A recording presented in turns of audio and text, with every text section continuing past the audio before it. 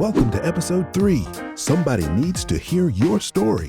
Featured guest, Sandra Bears. Returning guest, Bob Hutchinson. Joining in the conversation, Kim Bears-Bailey and Martha High. To set the tone, we've got a clip of a reunion concert featuring Sandra and the Jewels singing their 1964 hit single, Opportunity. Come on now. Can you feel it? Come on. You know, back in 1963, 3 ladies left Washington, D.C. We went to New York City. We wanted to cut a record, a nationwide record. We cut Opportunity. Opportunity stayed on the charts for 12 weeks. Hey Margie. Yeah, Grace. Are you ready? I'm ready. Hey Sam. Yeah, Grace. Are you ready? I'm ready. All right, y'all. Girls, y'all ready? Opportunity, oh, opportunity. Somebody help me. Opportunity, oh, opportunity. Comes once in a life. I wanna tell a story about a friend I know. And here's your host, Charlotte Sistrun. Welcome and thank you and you and you and you and you for meeting us at the cafe. That's a capital U and a capital S. What does that mean? Unsung survivors. That's that U and S. Unstoppable seniors. That's that U and S again. Sharing uniquely spectacular stories to encourage you, to inspire you, and to let you know that yes, these are our stories. The honored guest today, the featured guest, is Sandra Bears. She is the 2005 Miss Senior DC. She also was a backup singer for the Godfather of Soul, James Brown, and a founding member of the fabulous Jewels singing group that we heard singing Opportunity in today's introduction. Joining in the conversation are the other guests. Kim Bears is a celebrity in her own right, being the Assistant Artistic Director of the Philadelphia Dance Company, also known as Philadanco in Philadelphia. The name says it all. And she's also a professor at the University of the Arts. Then we're going on to Martha High. We're going to do an entire conversation with you being the featured conversationalist, because we're talking about somebody who was a backup singer for the Godfather of Soul for more than 32 years. I don't know how she did it, but before that, she was a friend of Sandra Bears. So she's here because she knows a lot about Sandra Bears. And I'm going to tell you, just spill the tea. I got my cup here, so I'm ready to listen and find out who is this Sandra Bears. With us is Bob Hutchinson. He has his own story. He was the first to meet us at the cafe conversationalist, where he talked about facing mortality. And this is a guy who can take a very serious subject and then add some levity to it. And you're not left there feeling totally depressed. I mean, facing mortality, and he ended having us laughing. That's who this gentleman is. He was a former weightlifter, and he is now a fitness instructor, where he deals with nutrition and other things specifically for the seniors. And I've asked him to join us to be our recurring, I call him recurring or returning guest host, because he brings that levity to he listens, and then he'll put his spin on it, and it'll bring it all together. So thank you, Bob, so much for being here with us again. Bob, how do you feel being among all of these beautiful flowers? Well, I had no idea I'd be surrounded by all of these ladies today, and it's quite an honor, and it's kind of intimidating. But I think I'll be your rodeo clown, all you need, for as long as you need. All right. We love him, and we want your input as we go into today's very serious subject. We need to hear your take on it. Let's get started. Sandra, I believe you have written your philosophy. If you would read it for us, please. All right. Hello, everybody. First of all, hi, Martha, my sweetheart, love you. And of course, my daughter, that's my heart and soul. And Bob, Bob. Just Bob, okay. First of all, I'd just like to start off by saying there's a quote that says, when a legend dies, we lose a library. I'd like to add to that. When we don't listen to a senior story, that's another unread book. My story, I was Miss Senior DC in 2005 and Miss Honorary Senior America in 2018. I traveled the world singing with the Jewels and the Godfather of Soul, James Brown. And as a senior director with Mary Kay, I was able to get 2 pink Cadillacs. But all that comes secondary to the love of my family, being the mother of twins, the grandmother of 8, and the great-grandmother of 9, and sister to 1 brother who recently passed of COVID-19. Many of my early life experiences that I didn't understand at the time were preparing me for things to come. I learned not to even try to figure it out. After living a full life, I'm just getting started at 76 years young. I believe that it's important to honor God for giving me this much time. God has given me new energies to fulfill my life's purpose, and that is to inspire and help others. My philosophy is to treat people the way you want to be treated, each and every day, because it could be your or their last day on this earth. This is my story. What's yours? Someone needs to know you were here. Thank you. Why is it important for somebody to know that you were here? I think that was a marvelous statement because when she said that so many things happened when she was younger that were a preparation for later on, I think that's such great insight into the evolution of your life and how God is working in your life, and how sometimes you don't realize the importance of a situation and how it may be contradicting what your basic feeling about life is at the time, but later on you see that it was a building block to what you ultimately achieved, and that's very impressive. Well, see, Bob is not just a handsome face. He's got a lot up here. He's got a lot of wisdom. Yes, he does. Thank you, Bob. What do you think about your mother, Kim? I absolutely agree with Bob in that. And, you know, in my background, there's something we always say, there's always a continuum. So there is always a journey that we prepare for ourselves, but ultimately there's a journey that's already prepared for us. And that's God's journey. And we have to sometimes be still and listen to that. But there is a legacy that is part of the continuum. There's always someone else that's going to be a part of your story when you're here, when you're gone. And so the legacy is the continuum. And I agree with that the story must be told. And then when that person leaves us, then the story is then continued by those that become a part of their legacy. And so it is important to have our stories told. It is important to know that the journey is already there. It really is. It's already there. Kim has been immortalized because she is on a mural in Philadelphia representing Philadanco. And everybody for years, if not decades to come, will see Kim, a dancer personified, not just a dancer, but an all-around fantastic individual. Thank you so much, Sandra, for such a beautiful daughter. She is truly, what you see is just not dance. You see a spirit of giving and caring and loving. And what she just said, I could not have said better. Thank you, Kim, so much for that. Martha, what are your thoughts? I agree with Kim and Bob with what they have said about Sandra, because, you know, a lot of people need to know how many lives that she has touched through the years of her career. And I am one of them, you know, because I feel like if I had not met Sandra when I did, I wouldn't be here today. I wouldn't be sitting here speaking about this conversation, you know, about her life.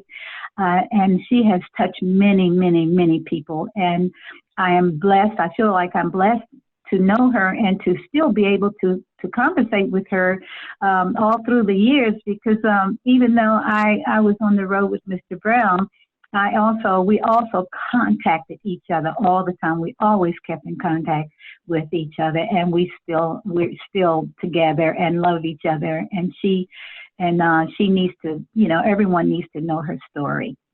Well, that is beautiful. When did you meet Sandra? Oh my goodness, Sandra was in the 50s, the late 50s or very late 50s. I was the first one to take to replace the first young lady that left the Four Jewels. What is it, Carrie Mingo? Right. Mm-hmm. Yes. I was the one that replaced her in the Four Jewels, and then from there, the rest is history. Well, you will be featured. Your story is so profound. Yes. Oh, yes. Oh, you will be featured. Sandra, now we're going to get into some of the milestones in your life. I always like to share with us what makes you tick. Who are you and why are you who you are? So let's start with you growing up. You were a baby, and what happened? Okay. When my dad was in the Navy, he was in World War II, he made this photo book. And in the book, he had pictures of my brother and I. My brother's 3 years older than me, and a picture of me. And beside the picture, it had my little queen. He always called me his little queen, not knowing that many, many, many, many, many years later, that I would be crowned Miss Senior DC in 2005, and then go on to be Miss Honorary Senior America in 2018. So in my intro, I was telling you how things happened early in life to prepare you for what's coming up. I had no idea that would happen. My family dynamics, another thing that sort of prepared me. My dad was one of the best dads ever, but he had a little alcoholic problem. And that was like a disease, and he loved me. He couldn't have been a better father. But one of the special times in my life, he was not able to be there, which was my wedding day, the day I got married. And my brother and I used to play me getting married when we were little. I'd put the slip on my head, like my veil, and he'd walk me down the hall, and we'd get married. So on the day I got married, I had talked to my dad the day before, because for a short period, my mother and him had separated because of what was going on with him. And I said, Dad, I'm getting married at 3:00 on June 16th. He said, I'll be there. I was on the front steps of the church in my wedding gown, waiting for my dad to come to walk me down the aisle. And he didn't show up. And my brother came out of the church door and said, come on, Sam, I'm going to walk you down the aisle. That again was preparing me. He was in the Navy. He just happened to be home. And he walked me down the aisle in his white uniform, Navy uniform, and, presented me to my husband to get married. So it did happen when your father was not there to walk you down the aisle, and you still loved him in spite of that. Oh, yes. I still love him to the day he died. If you could talk about your relationship with the jewels and how that started when you were very young, and just because that ties in with Martha and others. Yes, it does. Yes, it does. Well, my brother also sang. I mean, we had the entertainment family or whatever. When we moved out of an apartment, we moved to a house, and I was like the oldest girl on the street. Everybody else was little kids. So when Grace finally moved down the street from me, her brother sang too. So we, started singing, and I joined her church. We sang in the choir at school, and then glee club at school, and in the choir at church. And, we started singing. The brothers would help us. Grace's father had a barbershop. We'd walk down there every Sunday and sing our song, pass the hat, and get money. So Grace's brother had a connection with Bo Diddley. Bo Diddley. Yeah, Bo Diddley. Yes. So anyway, he took us over there, and I had the opportunity to record one of our first songs in the basement.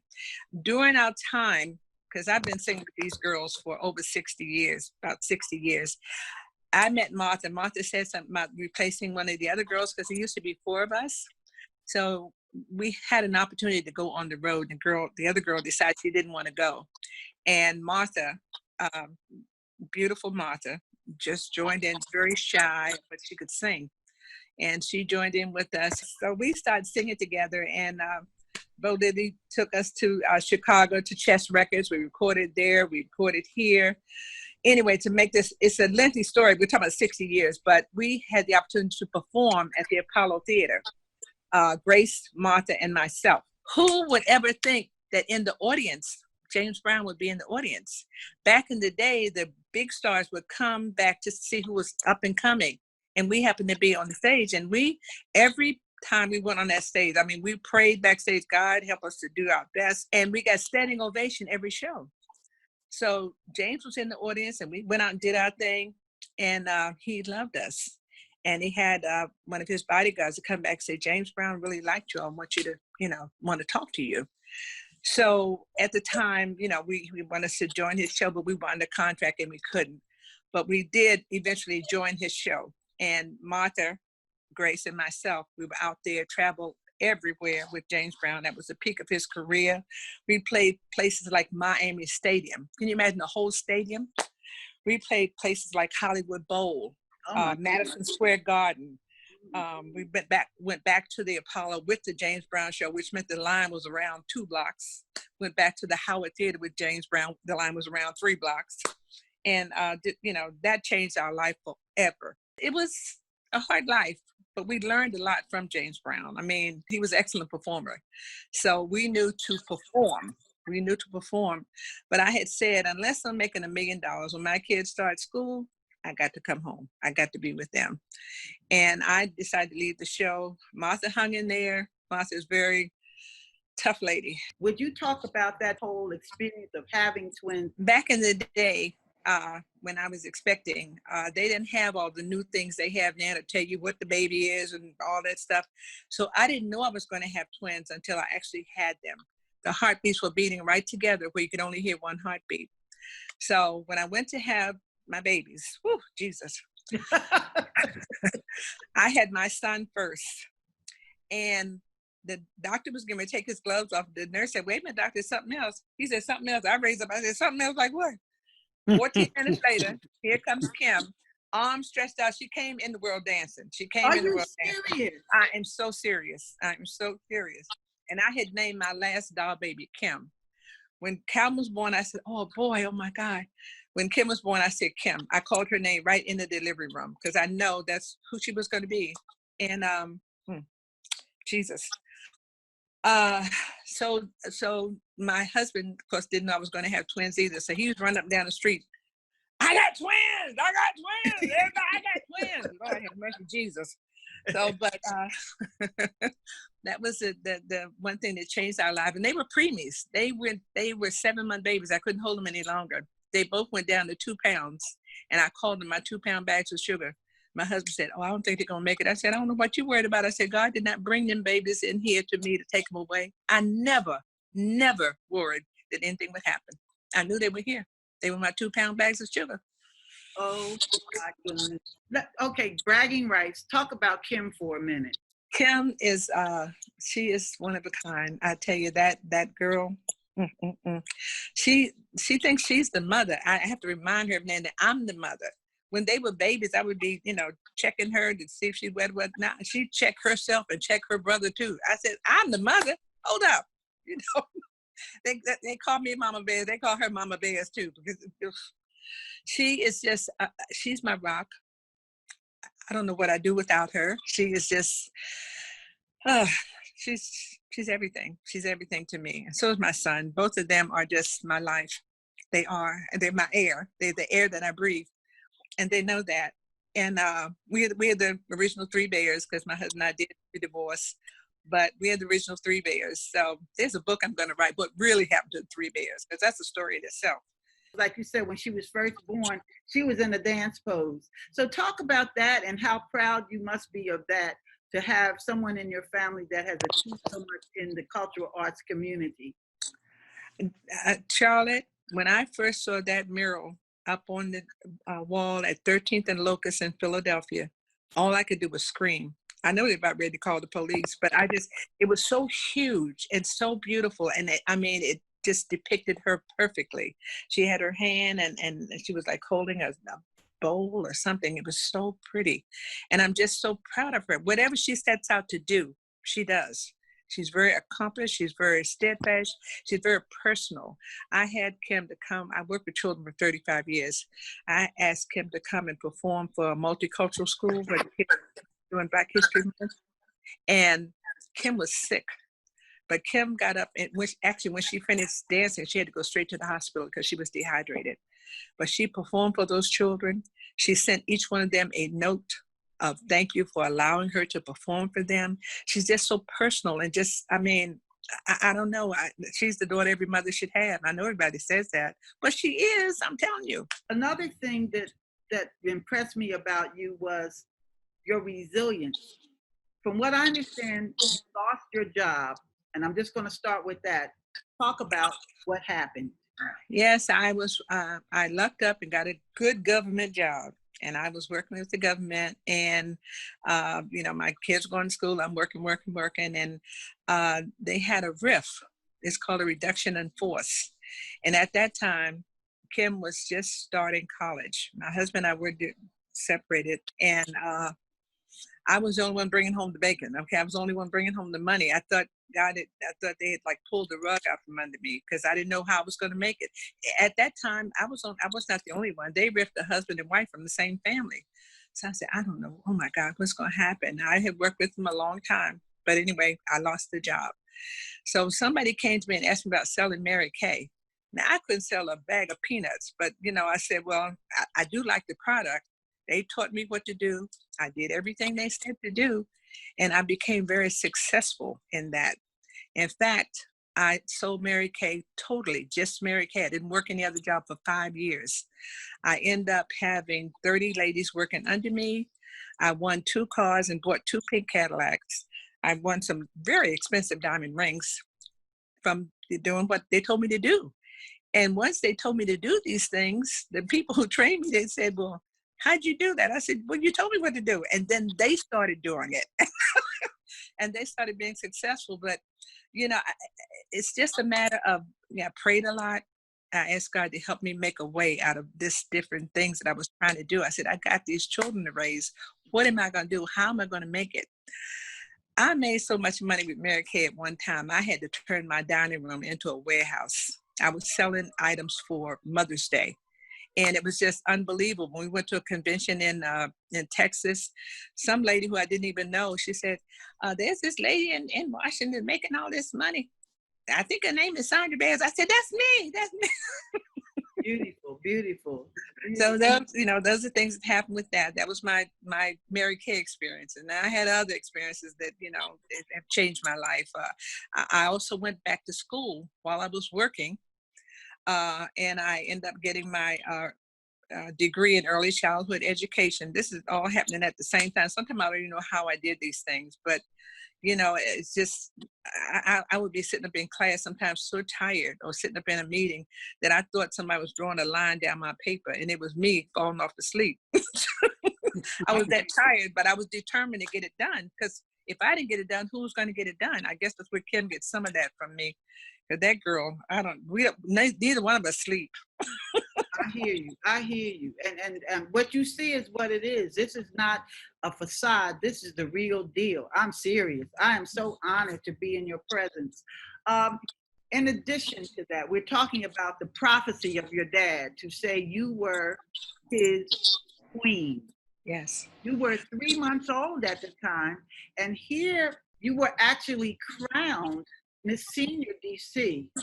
And then in 2018, wow, you were honorary Senior America. Yes, yes. My goodness. And what did you have to do to get those distinctive honors? Well, every year they would select 2 or 3 people out of like about 500 women, and they would select them to be honorary Miss Senior America. You never know who it's going to happen to. So I had no clue that they were going to honor me, and it was at the Queen's Ball.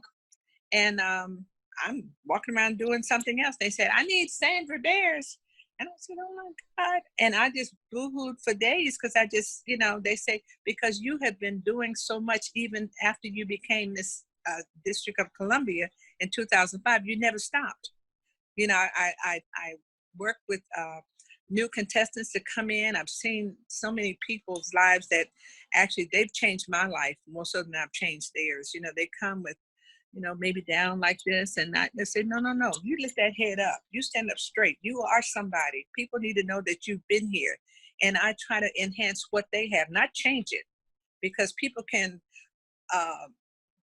perfect what their talent is. And everybody doesn't sing and dance, and that's okay. That's okay. But now, did you sing, or did you do something with that voice to get nominated? My talent was singing. I did sing at last. I did. Oh, you know. First of all, I'm going to hateration here, but I just want one bar of the song that you sang. Do you remember it?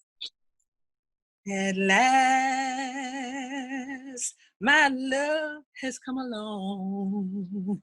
My loneliness is over, and life is like a song. Oh yeah, I'm done. Woo! That's great. That was, see, she teases everybody. And that was on the spot, people. Look, that's us on the spot. Yeah. An unstoppable senior, an unsung survivor. And she just gracefully put in there that somebody needs to know your story. That was, oh, Sandra, I am so fortunate to, at this time in my life, to have met such achievers. Martha wants to say something. I have something to say because, you know, I'm listening to Sandra, and, you know, I know that she's every bit of what that she has said about what she has accomplished and everything like that. And I have to say that when I joined Sandra, I met her mother, and her mother was just one of the sweetest person you would ever want to meet. Sandra has, oh my goodness, I have to.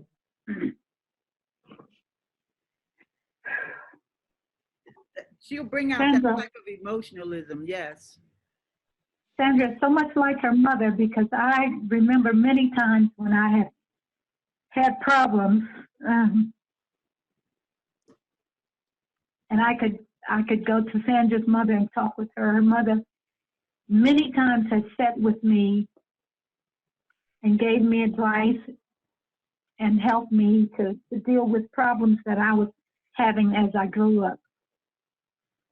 And I know that Sandra is the exact same way. She's been that way all of her life. You know, she is just, you know, I have to give mother so much credit for her being the woman that she is. She's such a beautiful woman, as her mother was the same, the very same. She would help anyone, anywhere, anytime. Anytime. Always had her doors open, you know, to help people, to feed people. And Sandra she's the same way. She's the spitting image of her mother. And I just wanted to add that because I will never forget her mother. Yeah. Amen to that, Martha. Amen to that. Thank you for sharing that. That just ties it in together, because as we look at what makes Sandra tick, certainly that is one of the ingredients that helps her into who she is. Now, you alluded to something, Sandra, and this is very close to us because we're not out of the woods yet with COVID-19. You alluded to your brother, and I do know some of the story. I didn't want to hear all of it because I wanted to experience it as our audience or as our viewers or those who are meeting us at the cafe. I want them to hear it as I hear it. I was so touched by that story. So would you talk a little bit about your brother and that very real experience? My brother and I were very, very close. Everybody would always say we were twins. I said, no, he's 3 years older than me, you know, but Um, Unlike Kim and Calvin have a twin connection where they feel each other's pain. When she was pregnant, her brother would say, I wish you heard him had that baby, so I stopped going through these changes. But we didn't have that kind of connection, but we were very close. The day before my brother had a stroke, he was taking the jewels to a gig. And we did the show, came back, stopped at the casino, just had a good time. The next morning, his wife called me up and said, can you come? I think Sid has had a stroke. Can you take him to the hospital? I said, call the ambulance. She said, he don't want me to call the ambulance because they're not going to take him where he want to go. I thought I would lose it. I just asked God. I said, send your angels to get there before I will. And, I went and got him. We talked all the way to the hospital. He did have a stroke, and he was in the nursing home for 2 years. I went to see him at least 2 or 3 times a week, every week. I would go in there and if it was Halloween, I'd probably put a costume, a teddy bear face on him or something crazy. I just do all kinds of things for him. He know his sister. And I know the different ways he called my name. So he say, San, don't do that or whatever. But anyway, I love my brother very, very much. And he was in there for 2 years. And he developed COVID-19. And of course, we couldn't go in to see him because they wouldn't allow anybody in there. That's prior to that, because, it comes into nursing homes like, I don't know, like what, this was a good nursing home. He was in one before that wasn't that great, but he was in this for 2 years. And the people loved him because he's that kind of guy, very respectful, very, just a good guy. He passed on May the 13th, and we didn't have a whole lot of notice that was going to be it. Well, anyway, his granddaughter was on top of everything. You would thought she was the nurse there. She had a book of records of everything that was done to him, tests that were done, whatever. Anyway, she wanted him to test him for COVID-19, and he tested positive. And then he developed pneumonia. And the last 2 weeks was like a roller coaster, like his oxygen level is good. He's this, he's that, no, and this, and the other. But it got down to the point where he was in the hospice part of the hospital. I remember asking the nurse, I said, could you please take the phone to his ear so I can say something to him? She said, yes, I will. Hold on. She didn't, they're very helpful because you can't see them, you can't touch them or anything. So she put the phone to his ear. I said, hi. I said, this is your sister. I said, I love you and everything's going to be okay. And he kind of said, like that. That was the last communication that we had. But I would sleep in front of the TV as I usually am many nights. And that particular night, something happened. I felt my eyes filled with water. But when I opened them, no tears came out. And I said, my God, something happened. Just at that time, my daughter called me. She said, Ma, I said, I already know. I felt his spirit leave his body. That's the close connection we had. For that moment, maybe we were twins because I felt his spirit leave his body. And that's my brother. He's left here, but he's in my heart and he's going to be there forever. He's the wind beneath my wings. He helps me to fly. That's my COVID-19 story. Whoa. I don't know if you feel like closing out this segment by singing a verse of My Hero. I want to hear your voice again. Did you ever know that you're my hero? Everything I would like to be. I can fly higher than an eagle. With you as the wind beneath my wings. With you as the wind beneath my wings. Thanks for being my wings, brother. I love you. Thank you. I just had to take a breath on that one. Thanks for sharing your story with us. That was beautiful. That was beautiful, yes. Thank you so much. Bob, you've been quiet. You took it all in. Conclude this. What would you say about Sandra, meeting her for the first time hearing her story for the first time, what would you say about our Sandra? I think she's just an amazing lady, and I'm just sorry that I didn't get to know her the way you did. She's just, she's been, you know, you go through life and there's so many people that you've affected positively that you don't even know, because you're the type of inspiration that just by your demeanor and the way you carry yourself and the way you talk to other people, not necessarily directly with someone, but somebody just listening to you talk with someone, you have such a positive effect. And there's so many people that I'm sure you've affected in a positive way that you don't even know about, because it's just you're just an amazing lady. And Well, thank you, Bob. That means a lot. Thank you so very much. That means a lot. Bob just met you. He just seen you for the first time as we Zoom. And I just want to, again, for the historical record, this would have never happened. Yes, the experience with your brother, COVID-19, not being able to be there as he gave his last breath. But because of COVID-19, we seniors, and of course, the little young'uns, we got Kim over there, you see her over there, have learned to Zoom. And here we are, meeting at the cafe from South Carolina, Virginia, DC, Pennsylvania, and sharing our stories. So whenever you're meeting us at this cafe, those of you who are out there watching us and joining in the conversation, be inspired. This woman, Sandra Bears, has been through it. And as Bob Hutchinson, meeting her for the first time, of course, Kim has known her all of her life, and Martha has known her most of her life. But for a person who's just meeting her for the first time, to be able to extract from her and to target the very essence of this phenomenal unsung survivor, Unstoppable Senior. Well, she's not really unsung, since she did sing for us.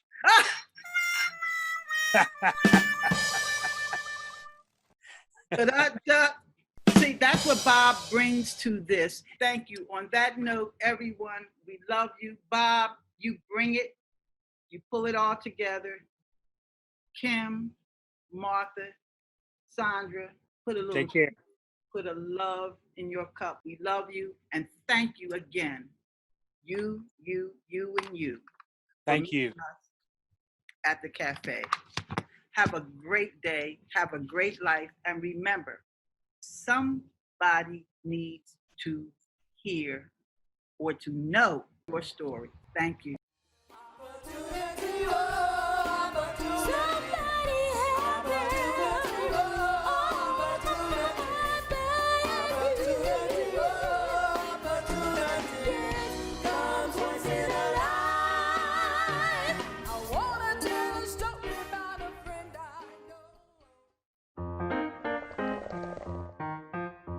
That's a wrap.